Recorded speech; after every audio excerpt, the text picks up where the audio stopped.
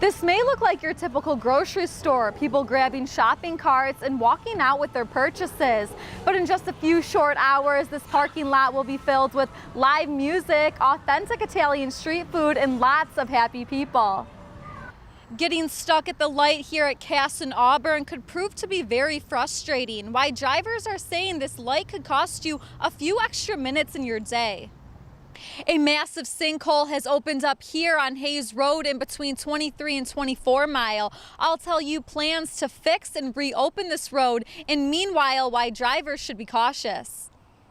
It's National Public Health Week, and Nino Salvaggio's, along with the Macomb County Health Department, are teaching you a few healthy recipes in order to shed the extra pounds just in time for summer. A giant plant that can cause blindness simply by touching its sap has been spotted in Michigan. Here's what you need to know about hogweed.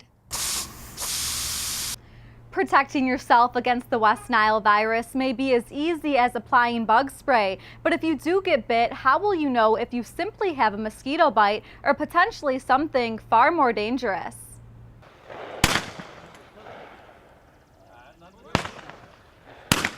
Guns, ammunition, and charity. The annual Cops and Clays charity shoot held by the North Macomb Sportsman's Club went off with a bang. Police officers and civilians from across the state came out to support the event and benefit the Thin Blue Line of Michigan, a nonprofit organization that provides medical, legal, and financial aid to members of law enforcement and has been the beneficiary of this event for the past several years. It's been very successful every year. I believe Scott Simpson from Shelby Township Police Department could probably give you more on numbers and how much it's raised. But it helps tremendously. It was an emotional year after losing two very important members. Stephen Thorpe, the chairman of the event, passed away back in April. Following his death, Lori Reinecker, founder of the Thin Blue Line of Michigan, passed away after battling cancer just 1 week prior to the event. It's been tough on us. Everybody here at the club was affected by both of those people. So this year's, it's kind of hard. Scott Simpson, a Shelby Township police officer, is proudly following in Stephen Thorpe's footprints, running the event and raising a generous amount of money for a great cause.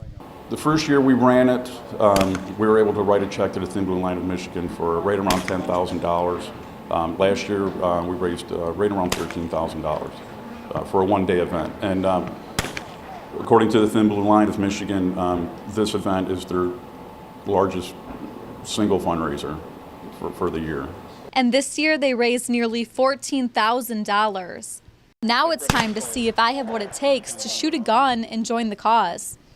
After a brief lesson and some minor hurdles, I was finally ready to pull the trigger, and I understand the passion behind the event. The event allows you to have a great time while giving back to those who put themselves on the line to protect us every day.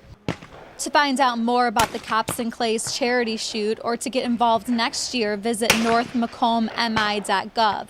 Reporting for Shelby This Week, I'm Katie Ciaramitaro.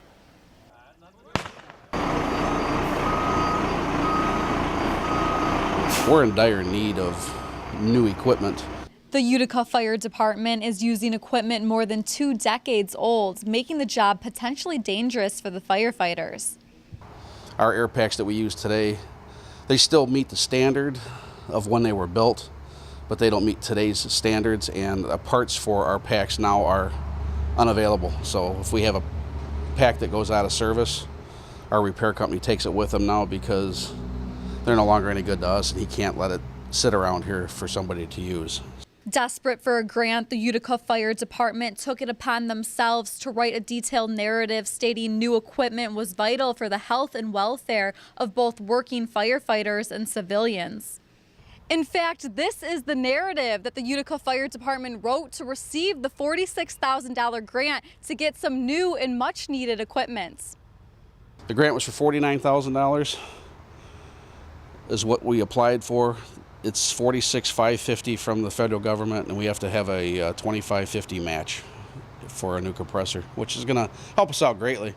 And hopefully we're not totally out of the running for the air packs. Haven't gotten a no letter yet from them. So hopefully we're still in the running. So, we got our fingers crossed. After being denied a portion of the state's revenue in 2013, Utica has been struggling to pay their expenses. We're between the biggest rock and a hard place we've ever been. So every bit of grant funding we can get will be well used and will be used for the public and the public that lives here, does business here, plays here, or is just passing through. The city of Utica, along with their fire department, are grateful for any and all grant money they receive. However, they say it will take years and much more money to fully upgrade all of their equipment. Reporting for Shelby This Week, I'm Ciaramitaro.